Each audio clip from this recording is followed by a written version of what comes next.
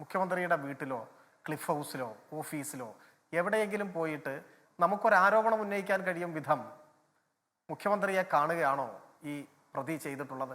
അല്ല. പ്രതി പങ്കെടുത്തു എന്ന് പറയുന്നത് ഒരു പൊതു ഇടത്തുള്ള ഒരു പരിപാടിയാണ്.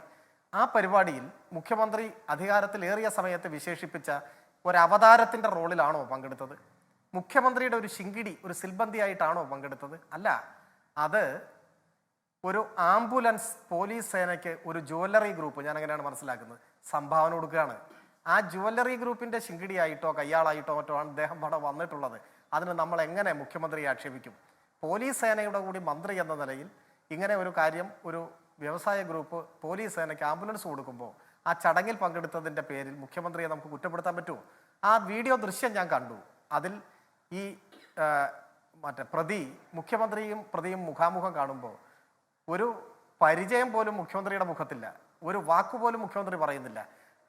പ്രതി തൊഴുതു, മുഖ്യമന്ത്രിയും തൊഴുതുപോയി. അദ്ദേഹം ആര് തൊഴുതാലും തിരിച്ചു തൊഴില്ല, നമ്മളൊക്കെ ചെയ്യില്ലേ? ഒരു വാക്ക് പറഞ്ഞോ, ഒന്ന് ചിരിച്ചോ? ഒരു ബന്ധവും ഇല്ലാത്തയാളാണെന്നുള്ളത് ആ വീഡിയോ ദൃശ്യം മാത്രം കണ്ടാൽ മതി. അപ്പോൾ ഇങ്ങനെയുള്ളൊരു കാര്യത്തെയാണ് നമ്മൾ താരതമ്യം ചെയ്യുന്നത്.